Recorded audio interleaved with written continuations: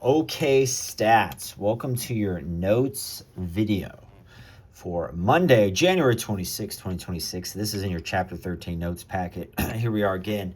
All right, this is a normal approximation for the binomial distribution. We said in the notes video for Friday that if n times p is greater than or equal to 5, and then n times q, or n times 1 minus p, is also greater than or equal to 5, you can use this normal approximation, which is awesome, because then you're going to get a z-score, which is going to give you a probability. All right, now speaking of that, hopefully you brought your stuff home with you and you have a z-table, okay? Because we're going to need to use that, especially for a little assignment here at the end. So your lifetime 288 hitter, what is the probability you get 150 more hits in 500 at-bats next season? So I'm still going to need a mean and a standard deviation. So from Friday's notes, the mean is n times p, so 500 times probability of success, and the standard deviation is n times p times 1 minus p, all in the square root, so you get 10.13. All right, so the probability, you can say x is a hit. You'll probably have to do that a lot in chapter 13. X equals for 1 point. So I don't know what's the probability that x is greater than or equal to 150. Z is 150 minus 144 over 10.13, which is 6 over 10.13. So I can get the z-score of 0.59. You look that up. What area is that? What area is that? And then whatever it is going to be 1 minus to get your actual answer. All right. So I do trust you can look that up. Folks, some of us might have a lot of z-tables. All right.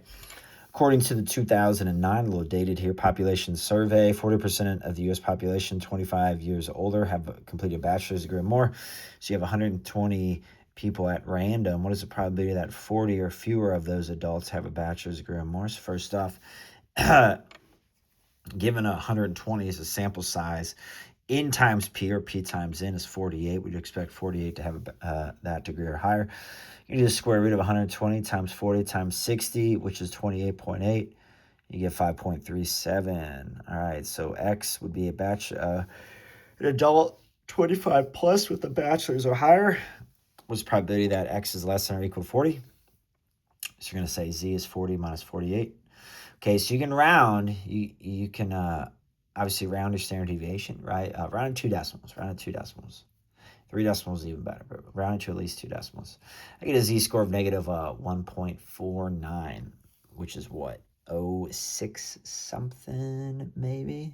And then that's going to be it. Less than or equal to, you're going to keep it. Again, pause this whenever you need. This doesn't have to be a very long video, especially before a little assignment. These would all be fair game. All right, so your two chapter 13 quick checks have been made, and I gotta tell you what, Friday's an early release, and that is looking like a perfect day for a quick check.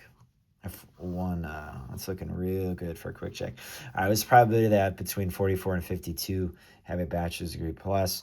Z is 44 minus 48 over 5.37. Z is 52 minus 48 over 5.37. You get opposite z-scores there, negative 0.74, which is that like 18 something? I'm not sure. 6.7, right, was the 75th percentile.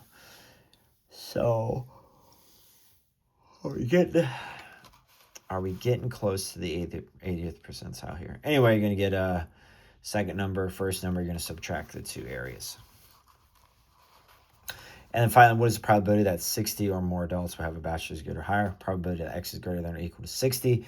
Z is 60 minus 48 over 5.37. You get 2.23. So I'm pretty sure, what was that, like 98 something? Maybe 97 something. It's gotta be 98 something. 1 minus that, very, very low number. All right. Let's keep going here. Second page. Suppose that a sample of 1,600 tires of the same type are obtained at random from an ongoing production process. 8% are defective. That's not good. There's a probability that such a sample, not more than 140, will be defective. The mean is 1,600 times 0.08. That's 128. The standard deviation is 1,600 times 0.08 times 0.92. Take the square root of that to get 10.85. So the probability that x is less than or equal to 140. So you're going to do 140 minus 128 over 10.85. You're going to get 1.11, which... I feel like we've had that before. Is that in the 86s? And you're going to keep it. Whatever it is, you're going to keep it. All right. In past years, 86% of students have passed college algebra at a certain school. There's 160 enrolled. How many would you expect? That's just the mean. Expected value here is the mean. 160 times 0.86. They're going to ask you probability questions here in a second. So you find a standard deviation. N times P times 1 minus P. Just subtract P there. You get the square root of 19. And basically a quarter. You have 4.39. Okay. What's the probability that 150 more will pass? Probability that x is greater than or equal to 150. 150 minus 137.6 over 4.39. You get 2.82. So you get some number. That's a big area. So 1 minus that. That probability is going to be very, very small. All right. So let's be careful at part C here. What is the probability there will be 30 or more failures? Okay. So if there's 30 or more failures, there's 30 failures, there's 31, there's 32, there's 40. So that means at the most there's 130 that pass. Remember, this is all about passing. I don't want to have to like put this in terms of failing. Yeah, the standard deviation would be the same because N and P and 1 minus P would just trade spots. All right, so I'm going to keep it like this. I'm going to put this in terms of passing. 30 or more failures means 130 or less passing. Okay, 130 minus 137.6 over 4.3 died. I get negative 1.73, which is what, 04 something? I'm going to go 04 something. And you're going to keep it, but you guys should look that up. You guys have Z-tables, or you're going to borrow one early first hour on Tuesday. What is the probability that 90% or more of these students pass this class? So you need to do 90 times 160, and that's 144. Probability that you get x is greater than or equal to 144. Okay, Z is 144 minus 137.6 over 4.39. You get 1.46. Ooh, what would be the guess here? Like 90... 92 something. You're going to do 1 minus that to get your answer. 1 minus that to get your answer. Okay, folks. The last notes for this section. Then we're going to talk about geometric and Poisson distribution. When I see you again. There is a rainy day 22% of the time in a certain American city. We're going to change it from 2018 to 2026. Not 2024. Leap year. All right, so the mean would be 80.3 days, and the standard deviation would be 9.71 days.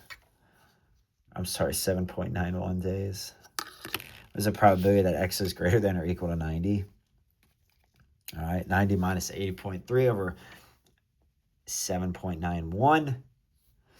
You get 1.23. So 1.28 is almost 90. So, man, is this going to be like 89 something, high 88? You're going to do 1 minus that. It's basically an eighth of a chance. Nice. All right. We finished this in Friday's video right here. So we're going to good three-point shooter here, 43.5%. Good at tip 300. So the mean is 435 times 300. 130.5. Standard deviation is 300 times 435 times 565. That's going to be 8.59. Was the probability that x is greater than or equal to 138. 138 minus 130.5. All right, you get a z-score of 0.87. That's equal to some number. Probability that x is greater than or equal to 138 is 1 minus whatever whatever that area is, 1 minus.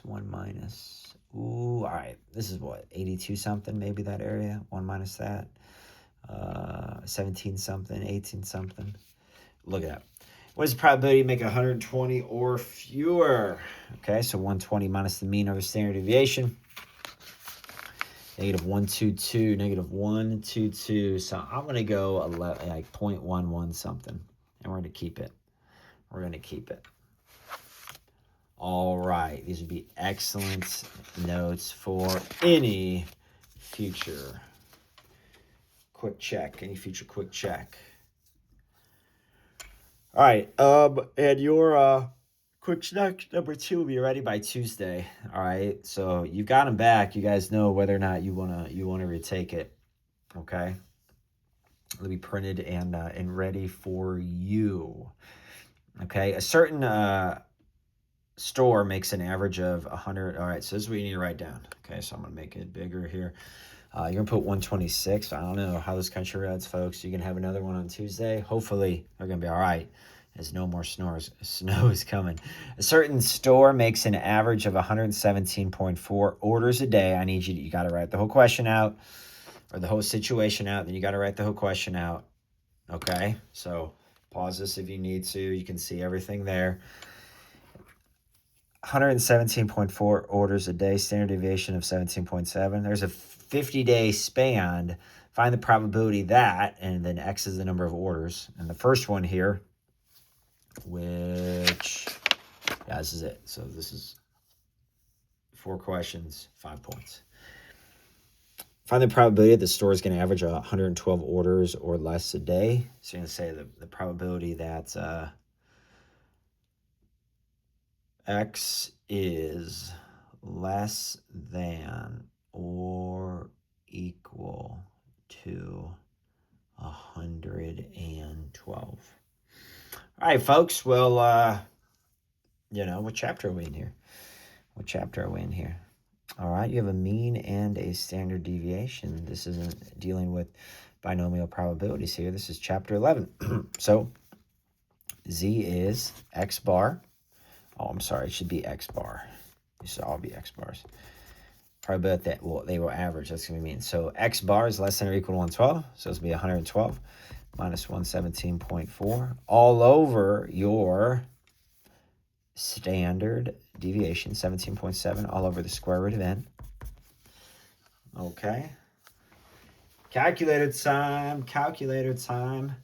You're going to get, you guys should hopefully have calculators, negative 5.4 over some number. It's going to be like 2.5-ish. You're going to get a z-score here. It's going to be a negative 2 point something.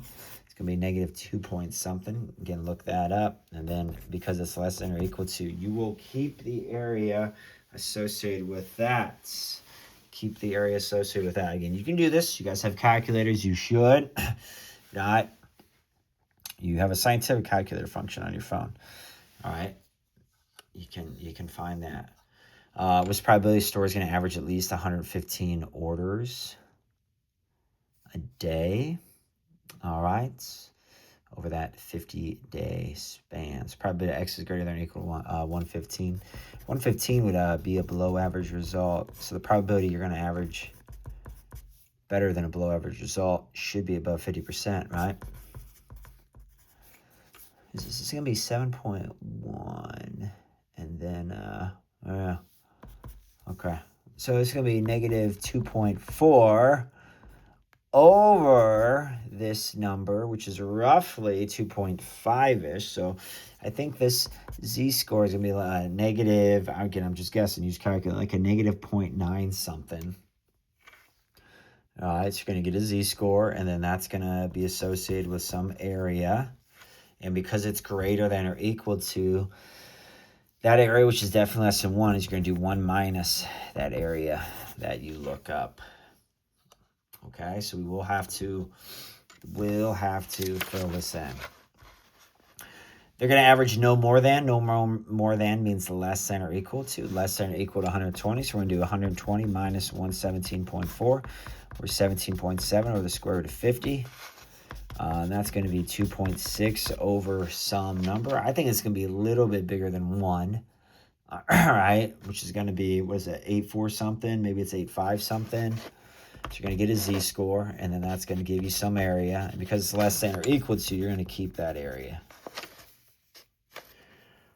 And lastly, the store will average 122 orders or more. All right, so we're really looking for a much better than average results. 4.6 over some number. It's about 1.8-ish. 1.8-ish, 1.7-ish. You guys have calculators, so that's an area. And then we're going to do 1 minus this area because it's greater than or equal to. All right. Greater than or equal to. And we're using a z-score. Remember, the area, a z-score gives you the area of everything up to that z-score. So greater than or equal to means you got to do 1 minus. Okay, folks. That is it. You're going to turn this into my top tray as soon as I see you, hopefully on Tuesday. This is Yak Math Videos, signing out.